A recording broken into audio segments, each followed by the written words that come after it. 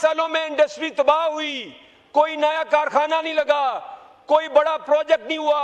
अरब रुपया petroleum levy है जो दुनिया के अंदर सबसे ज्यादा है।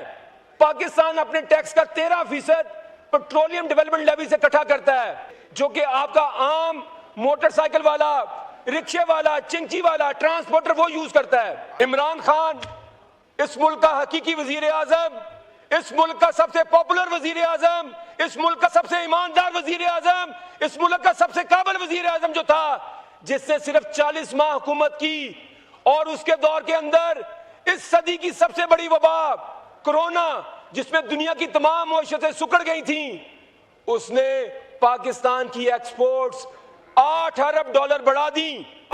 तो ये मैं पूछना चाहूंगा कि आपने 45,000 अरब टैक्स कर्जा बढ़ा दिया, 60,000 अरब आपने टैक्स इकट्ठा कर लिया, तो ये 1,05,000 अरब रुपया ये कहां गया है? बताएं ये कहां गया है? पाकिस्तान का गरीब पिस गया है, पाकिस्तान की मईशत बैठ गई है, पाकिस्तान के कारखाने बंद हो गए हैं। उन पैसों से पनाह गजीनों की मदद की गई, नए नए शहर बसाए गए, तिरबेला और मंगला डैम जैसे शहर बने, मोटरवेज बनी, इंडस्ट्रीज लगी। इन 5 सालों में इंडस्ट्री तबाह हुई, कोई नया कारखाना नहीं लगा, कोई बड़ा प्रोजेक्ट नहीं हुआ, गुर्बत में इजाफा हुआ। तो ये मैं पूछना चाहूंगा कि आपने 45,000 अरब टैक्स कर्जा बढ़ा दिया, 60,000 अरब आपने टैक्स इकट्ठा कर लिया, तो ये 1,05,000 अरब रुपया ये कहां गया है? बताएं ये कहां गया है? पाकिस्तान का गरीब पिस गया है, पाकिस्तान की मईशत बैठ गई है, पाकिस्तान के कारखाने बंद हो गए हैं, पाकिस्तान छोड़ छोड़ के बाहर जा रहे हैं और ये सेलिब्रेट कर रहे हैं कि हमने रेमिटेंस रिकॉर्ड आ गई हैं। ये वाहिद मुल्क है दुनिया की 20 बड़ी मईशतों में, 40 बड़ी मईशत में कोई मुल्क ऐसा नहीं है जिसकी रेमिटेंसेस उसकी एक्सपोर्ट से ज्यादा है। ये शर्म की बात है कि हमारा जो तमाम आमदनी वो पाकिस्तान के कारखानों से नहीं है, पाकिस्तान के मजदूरों से नहीं है, वो पाकिस्तानी जो मजबूरी में पाकिस्तान छोड़ के बाहर जा रहे हैं, उन पे आप ये मुल्क चला रहे हैं। जनाब स्पीकर, इमरान खान इस मुल्क का हकीकी वजीर आजम, इस मुल्क का सबसे पॉपुलर वजीर आजम, इस मुल्क का सबसे ईमानदार वजीर आजम, इस मुल्क का सबसे काबिल वजीर आजम जो था, जिसने सिर्फ 40 माह हुकूमत की और उसके दौर के अंदर इस सदी की सबसे बड़ी वबा कोरोना, जिसमें दुनिया की तमाम मईशतें सुकड़ गई थी, उसने पाकिस्तान की एक्सपोर्ट्स 8 अरब डॉलर बढ़ा दी, 24 अरब डॉलर से 32 अरब डॉलर कर दिए। और ये तजर्बाकार, ये 40-50 साल से जो हुकूमतें कर रहे हैं, इन्होंने पिछले 4 साल के अंदर एक्सपोर्ट्स 2 अरब डॉलर कम कर दिए हैं और अभी ये कह रहे हैं कि हम अगले साल 3 अरब डॉलर एक्सपोर्ट बढ़ा देंगे और ये नहीं बताया कैसे बढ़ाएंगे। एक वैसे एक लतीफे वाली बात यह है कि जब मैं ओ लेवल्स में था तो इनका एक वजीर नो प्लानिंग, उन्होंने एक विजन 2020 निकाला। वो विजन जब हम 2020 में आए तो विजन 2035 निकाल दिया है और जब हम 35 में जाएंगे तो 47 आ जाएगा। ये ऐसे ही है कि किसी बच्चे से आप पूछें कि आपने पहली क्लास में कितने नंबर लेने हैं, वो आगे मैट्रिक की बात शुरू कर दे। तो इन्होंने कहा कि 2029 के अंदर पाकिस्तान की एक्सपोर्ट हम 60 अरब डॉलर करेंगे, अगले 3 साल के अंदर ये पाकिस्तान की एक्सपोर्ट को डबल करेंगे। मुझे तो आप ये बताएं कि इसका मतलब है कि, और इन्होंने खुद टारगेट रखा है इस साल 32.9 अरब का। तो मुझे आप ये बताएं कि आप 25% आप कह रहे हैं एक्सपोर्ट ग्रोथ करेंगे, और कैसे करेंगे? आगे आ जाएं आप। इन्होंने कहा कि ये बजट बड़ा बैलेंस बजट है।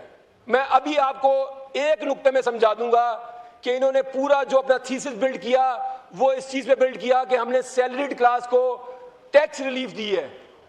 सैलरीड क्लास को जो टोटल टैक्स रिलीफ है जनाब स्पीकर, वो 60 अरब रुपया है, और जो पेट्रोलियम लेवी से हुकूमत पाकिस्तान की गरीबों के जेबों से पैसे निकालने लगी है वो अजाफी 250 अरब रुपया है।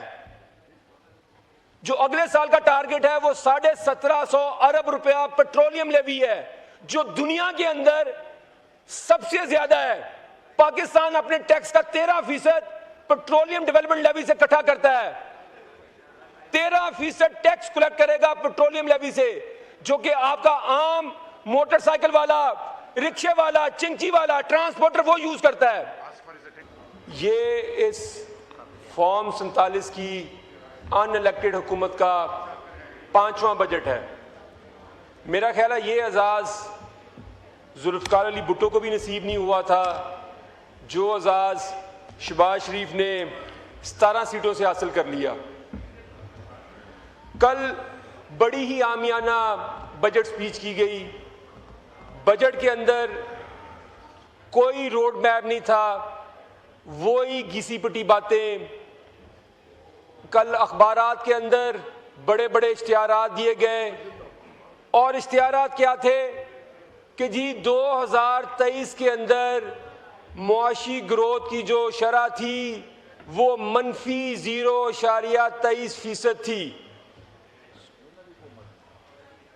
और उस वक्त वजीर आजम कौन थे?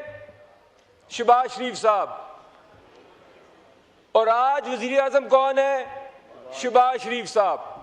इसकी मिसाल ऐसे है, जो इस हुकूमत की जो अचीवमेंट है वो मैं आपको ऐसे बताता हूं कि एक बच्चा जो इसके पहले इम्तिहान में 100 में से 5 नंबर आए हो, और अब वो सेलिब्रेट करे कि मेरे 100 में से 6 नंबर आ गए हैं, तो ये तो इस हुकूमत के हालात हैं। नाज़रीन, आपने तहरीके इंसाफ के राना आतिफ की धुआंधार कौमी असम्बली के फ्लोर पे तकरीर सुनी। राना आतिफ ने मुल्की मैशियत, टैक्स पॉलिसियों, अवामी मुश्किलात और हुकूमती कारकर्दगी के हवाले से एक तफसीली और सख्त तनकीद तकरीर की, जिसने अवाम की तवज्जो अपनी जानिब मबजूल कर ली। राना आतिफ ने अपनी गुफ्तगू में सवाल उठाया कि गुज़श्ता चंद बरसों के दौरान टैक्स वसूलियों और कर्ज़ों में बड़े इजाफे के बावजूद आम शहरी की ज़िंदगी में बेहतरी क्यों नहीं आ रही। गरीब जो है वो गुर्बत की चक्की में दिन ब दिन पिसता चला जा रहा है। राना आतिफ ने मौक़िफ़ इख्तियार किया कि अवाम पर मुख्तलिफ़ किस्म के टैक्सों और बिलखसूस पेट्रोलियम लेवी का बोझ मुसलसल बढ़ाया जा रहा है, जिसका असर सबसे ज़्यादा मतूस्त और गैर गरीब तबके पर पड़ा है। राना आतिफ के मुताबिक मोटरसाइकिल सवार, रिक्शा ड्राइवर, ट्रांसपोर्टर और रोज़ाना की बुनियाद पर सफ़र करने वाले आम शहरी बराह रास्त इन पॉलिसियों से मुतासिर हो रहे हैं। राना आतिफ ने अपनी तकरीर में सबक वज़ीर आज़म इमरान खान के दौरे हुकूमत का हवाला देते हुए कहा कि इनके मुताबिक इमरान खान ने मुश्किल आलमी हालात, खुसूसन कोरोना वबा के दौरान भी मैशियत को संभालने की कोशिश की और बरामदात में इजाफा देखने में आया। राना आतिफ ने दावा किया कि मौजूदा हुकूमत को भारी माली वसाइल, टैक्स, आमदन और कर्जे की सूरत में बड़े फंड्स मैसर आए, लेकिन इसके बावजूद अवाम को किसी किस्म का कोई रिलीफ नहीं मिला, बल्कि उल्टा अवाम गुर्बत की चक्की में दिन ब दिन पिसती ही चली जा रही है। अपनी तकरीर के दौरान राना आतिफ ने सनती शोबे की सूरत हाल पर भी तशवीश का इजहार किया।